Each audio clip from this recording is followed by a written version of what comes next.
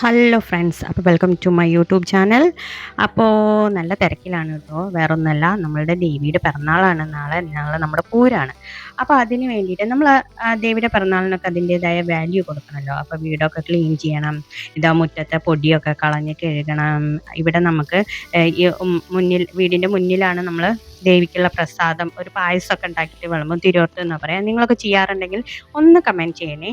അപ്പോൾ അതിനുള്ള തിരക്കാണ്, കഴുകാനും വൃത്തിയാക്കലൊക്കെ തിരക്കാണ്. ബാക്കിലും കഴുകണം, ബിക്കോസ് അവിടെയാണ് നമ്മൾ ദേവിക്കുള്ള പ്രസാദം വേറെ അടുപ്പിൽ വെക്കും. ഉള്ളിൽ നമ്മൾ സ്ഥിരം ഉപയോഗിക്കുന്നതിൽ വെക്കില്ല. അപ്പോൾ ഇതാണ് തലേ ദിവസത്തെ വിശേഷം. ഇനി ഇതാ ഞാൻ രാവിലെ നേരത്തെ നീച്ചു. അപ്പോൾ വിളക്ക് വെക്കുന്നത് കാണുമ്പോൾ നിങ്ങൾ വിചാരിക്കുന്നു ഇപ്പം നീച്ചിട്ടുള്ളൂ എന്ന്.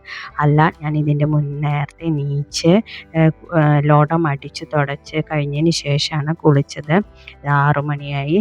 നമുക്കിതാ പൂതനും തറയൊക്കെ നേരത്തെ വരും. അപ്പോൾ അതിനുള്ള കാര്യങ്ങളൊക്കെ ശരിയാക്കണം. വിളക്കിൽ എണ്ണ ഒഴിച്ച് തിരിയിട്ട് നാഴി അരിയും ഇടങ്ങഴി നെല്ലും പിന്നെ തുളസിയും ഇതൊക്കെ വെക്കുമ്പോഴേക്കും ഇതാ പൂതനും തറയും വന്നു. അവരൊരു 2 സ്റ്റെപ്പ് വയ്ക്കും. അപ്പോൾ തന്നെ നമ്മൾ അവർക്കുള്ള ദക്ഷിണ കൊടുക്കും. അപ്പം നമ്മൾ വെച്ച അരിയും പൂവൊക്കെ ഇല്ലേ, അതൊക്കെ അവരുടെ കയ്യിൽ അതെടുത്ത് കൊടുക്കുകയാണ് കേട്ടോ. അത് നമ്മൾക്ക് ഇനി അവർ ഒരു ആശീർവാദം പോലെ നമുക്ക് വീട്ടിലേക്ക് എറിയും. അത് കഴിഞ്ഞ് ഞാൻ അമ്പലത്തിലൊക്കെ പോയി തൊഴുതു. അപ്പോൾ തിരിച്ചു വരുമ്പോൾ കണ്ട കാഴ്ചയാണ് കേട്ടോ. അപ്പോൾ ഞങ്ങളൊന്ന് പോയി കണ്ടു. ആന കുളിക്കുകയാണ്, പൂരത്തിനുള്ള ആനയാണ്. ഇതാ വീട്ടിലെത്തി. അപ്പോൾ ബ്രേക്ക്ഫാസ്റ്റൊക്കെ ഉണ്ടാക്കിയായിരുന്നു കേട്ടോ. അതൊന്നും ഞാൻ അതിൽ കാണിച്ചിട്ടില്ല. അപ്പോൾ തലേ ദിവസം ഞാൻ പുളിയിഞ്ചി ഉണ്ടാക്കി വെച്ചായിരുന്നു. പിന്നെ അരി ഞാൻ തിളപ്പിച്ച് ഇറക്കി വെച്ചായിരുന്നു. ഇത് അവിയലിനുള്ള കഷ്ണമാണ് കേട്ടോ. ബാക്കിയെല്ലാം നുറുക്കി, ചേന നുറുക്കിയിട്ടില്ല. ചേനയ്ക്ക് ചൊറിയണ സ്വഭാവം ഉണ്ടല്ലോ. അത് കാരണം കൊണ്ട് ഞാൻ ഇന്ന് നുറുക്കാമെന്ന് വിചാരിച്ചിട്ട് മാറ്റി വെച്ചതാണ്. അപ്പോഴേക്കും വെള്ളം തിളച്ചു. ആ ചോറ് നമ്മൾ ഇന്നലെ അരി തിളപ്പിച്ച് വെച്ചതിനെ എടുത്തിട്ട് ഇനി ഈ വെള്ളം തിളച്ചതിലേക്ക് ഇട്ടിട്ട് ഒന്നും കൂടി തിളപ്പിക്കണം. അപ്പോൾ അത് ഒന്നിച്ച് കൊട്ടാൻ പറ്റില്ല, മുഖത്തേക്ക് തെറിക്കും. അത് കാരണം കൊണ്ട് ഞാൻ ആദ്യം കുറച്ച് കൊട്ടിയതിന് ശേഷമാണ് കൊട്ടണത്. എന്നിട്ട് അതൊന്ന് തിളച്ചിട്ട് വാർത്തു. അതൊന്നും ഞാൻ ഇതിലിട്ടിട്ടില്ല. ഒക്കെ കൂടിയിട്ടാൽ ഭയങ്കര ലെങ്തി ആയി പോയി വീഡിയോ. അപ്പോൾ നിങ്ങൾക്ക് തന്നെ ബുദ്ധിമുട്ടാവും. അപ്പം ഞാൻ അതൊന്നും ഇട്ടില്ല. മെയിനായിട്ട് ഞാനിന്ന് കാളൻ ഉണ്ടാക്കുന്ന വീഡിയോ, അതും ഞാൻ ഓടിച്ച് വിട്ടിട്ടാണ് കേട്ടോ കാണിക്കണത്. അപ്പോൾ അതാ കായ, ചേന, കുരുമുളക്, മഞ്ഞൾപ്പൊടി, ഇത് നല്ല കട്ട തൈര് ഞാൻ ഇന്നലെ ഉറവിച്ച് വെച്ചതാണ് കേട്ടോ. അപ്പോൾ കായും ചേനയൊക്കെ ഇച്ചിരി വലുതാക്കിയിട്ട് തന്നെ നമ്മൾ നുറുക്കണം. ഉടയാൻ പാടില്ല കായും ചേനയൊന്നും. അപ്പോൾ ആ ലെവലിൽ നമ്മൾ നുറുക്കണം. എന്നിട്ട് നമ്മൾ ഏറ്റവും ബെറ്റർ ആയിട്ടുള്ള കാര്യം, ഈ കുരുമുളക് തലേ ദിവസം തന്നെ സോക്ക് ചെയ്യാൻ വെച്ച് കഴിഞ്ഞിട്ടുണ്ടെച്ചാൽ അപ്പം നമുക്കത് കറക്റ്റ് സോക്കായി നമുക്കത് മിക്സിയിലിട്ട് അടിക്കുമ്പോൾ നന്നായി അതിൻ്റെ ജ്യൂസ് കിട്ടും. നമുക്കതിൻ്റെ ജ്യൂസാണ് വേണ്ടത്. അത് വെള്ളം ഒഴിച്ചിട്ട് അടിക്കുമ്പോൾ ഉണ്ടാവുന്ന ആ എരിവ് മാത്രമാണ് നമുക്ക് വേണ്ടു, ചണ്ടി വേണ്ട. അതിൻ്റെ ഇടയിൽ ഇതാ പായസത്തിനുള്ള കാര്യങ്ങളും അതും മോനാണ് കേട്ടോ ഉണ്ടാക്കുന്നത്. എങ്കിലും അവന് കത്തിച്ചു കൊടുക്കാനും ഇതിലൊക്കെ നിന്നു. എന്നിട്ട് ഇതാ അപ്പോഴേക്കും ചേട്ടൻ വന്നപ്പോൾ പായസമൊക്കെ, അരിപ്പായസമാണ് കേട്ടോ ദേവിക്ക് വിളമ്പുക. നല്ല നമ്മൾ ശർക്കരയും അരി ഇട്ടിട്ടുള്ള ആ പായസം, അതൊക്കെ ദേവിക്ക് ഇതാ കോലൊക്കെ വരച്ച് നമ്മൾ വിളമ്പി പ്രാർത്ഥിച്ചു. അപ്പോഴേക്കും അടുക്കളയിലേക്ക് തന്നെ ഓടി. എന്താ വെച്ചാൽ കാളം തയ്യാറാക്കണം. അടുപ്പ് ഒഴിഞ്ഞ് കിടക്കുന്നുണ്ട്, അതുമില്ല തന്നെ വെച്ചിട്ടാണ്. പായസം വെച്ച അടുപ്പത്ത് നല്ല തീയുണ്ട്. അപ്പോൾ പുറത്ത് അതന്നെ വെക്കാമെന്ന് വിചാരിച്ചു അതിൽ തന്നെ.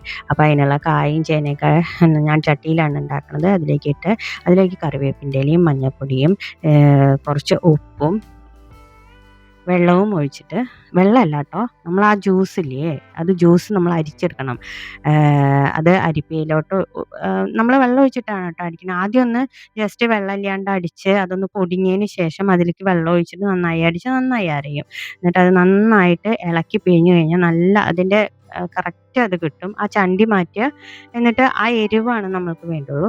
ആ എരിവ് നമുക്ക് ഇതിലേക്ക് ഒഴിച്ചിട്ട് നമുക്കിത് അടി പിടിക്കാതെ ഈ വെള്ളത്തിൽ കിടന്ന് ഇത് വെന്ത് വറ്റണം. വറ്റിയിട്ട് അപ്പം നന്നായിട്ട് ആ എരിവ് നമ്മളുടെ കായയിലും ചേനയിലും പിടിക്കും. അത് വേവട്ടെ. അപ്പോഴേക്കും നമുക്ക് അതിന് വേണ്ട അരപ്പ് തയ്യാറാക്കാം. നാളികേരം, കുറച്ച് ജീരകം, ചിലർ പച്ചമുളക് ഇടും കേട്ടോ. ചിലർ ഇതിൽ വെള്ളം ഒഴിക്കാതെ അരച്ചിട്ട് തൈര് നേരിട്ടിട്ട് കഷ്ണത്തിലേക്ക് ഒഴിക്കുകയാണ് ചെയ്യുക. ഞാൻ അങ്ങനെയല്ല ചെയ്യണത്. ഞാൻ എപ്പോഴും വെള്ളം ഒഴിക്കാതെ അരയ്ക്കുന്നതിന് പകരം ഞാൻ ആ തൈര് എടുത്തിട്ട് ഞാൻ ആ അരപ്പിൽ ഒഴിച്ചിട്ടാണ് അരയ്ക്കൽ. എന്നിട്ട് അത് ചേർക്കുക. ഇനി നമ്മൾ ഇതൊന്ന് കഴുകിയിട്ട് ഒഴിക്കുന്ന വെള്ളം മാത്രമാണ് നമ്മളിതിൽ ഒഴിക്കണുള്ളൂ. മറ്റേത് കുരുമുളക് അരച്ചതിൻ്റെ വെള്ളം. ഇനി ഇതൊന്ന് ചെറുതായിട്ട് കഴുകിയിട്ട്, അപ്പം നമ്മൾ തോനെ വെള്ളം ഒഴിച്ച് നമുക്ക് ഒരു ദിവസമൊക്കെ കേട് വരാതിരിക്കാൻ വെള്ളം ഒഴിക്കാതെ ഇതാക്കുന്നത് തന്നെയാണ് നല്ലത്. അപ്പം ഞാനത് വെള്ളം എടുക്കാൻ ഉള്ളിലേക്ക് ഓടണ്ടേ, അത് കൊണ്ടുവരാനും മറന്നു. അപ്പം ഞാൻ ഉള്ളിലേക്ക് പോയ സമയമാണ് കേട്ടോ. അത് നന്നായിട്ട് നന്നായിട്ട് ഇളക്കണം കേട്ടോ. മോരൊഴിച്ചതാണ്, അപ്പോൾ ഇല്ലെങ്കിൽ പിരിഞ്ഞു പോകാൻ സാധ്യത കൂടുതലാണ്. അപ്പോൾ ഇളക്കണം. ഒന്ന് തള വന്നാൽ മതി. അപ്പോൾ ആ മഞ്ഞൾപ്പൊടിയുടെ കളറും ഒക്കെ ഇതിലേക്ക് ചേർന്ന് ഇപ്പോൾ ഒരു വെള്ളാമ്പിച്ച കളറല്ലേ, ഇത് മാറിയിട്ട് നല്ല മഞ്ഞ കളർ കണ്ടോ. ഒന്ന് തിളച്ചപ്പോൾ ഇങ്ങനെയായി. ഇനി നമ്മൾ നന്നായിട്ട് ഇളക്കി ഇനി അതിനെ ഒന്ന് വറുത്തിടുക. അത്രയ്ക്കേ ഉള്ളൂ. ഞാൻ വെളിച്ചെണ്ണയിലാണ് വറുത്തിടുന്നത്. കടുക്, വറ്റൽമുളക്, കറിവേപ്പിൻ്റെ ഇല, കുറച്ച് ഉലുവ ഇഷ്ടമുള്ളവരിട്ടാൽ മതി കേട്ടോ. പിന്നെ കറിവേപ്പിൻ്റെ ഇലയും ഇട്ടിട്ട് നമുക്ക് നന്നായിട്ട് അതാണ്ട് കടുക് വറുത്തിടാം.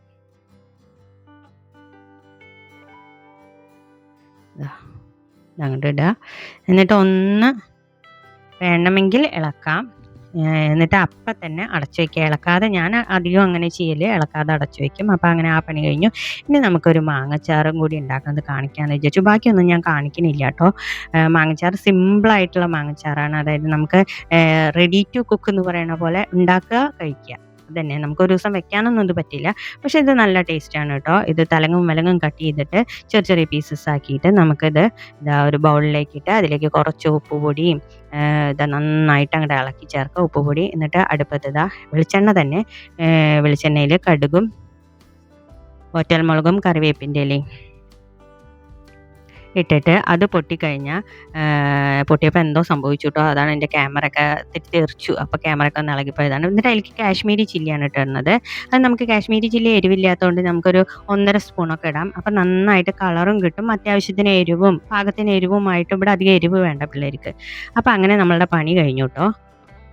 അപ്പോൾ ഇതാ നമ്മളുടെ അച്ചാർ റെഡി. പുളിയിഞ്ചി, സാമ്പാർ, അവിയൽ, കായും പയറും ഉപ്പേരി, കാളൻ, പപ്പടം, പിന്നെ പായസം ഉണ്ടാക്കണമെന്നൊന്നും ഞാൻ കാട്ടിയിട്ടില്ല കേട്ടോ. പായസം ഇത് ദേവിക്ക് പ്രസാദമായിട്ടുള്ള തിരുവോർത്ത് വെച്ചിട്ട് വിളമ്പിയിട്ടുള്ളതാണ്.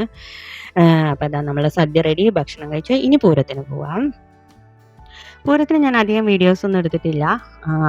പോയി നമ്മൾ കണ്ടു. എനിക്കധികം വീഡിയോസൊന്നും എടുക്കാൻ പറ്റിയില്ല. അപ്പോൾ ഇത്രയേ ഉള്ളൂ. കാളയും ഒക്കെ ഉണ്ടല്ലോ, ഇത്ര മതി. അപ്പോൾ പൂരം കഴിഞ്ഞ് ഈ വർഷത്തെ.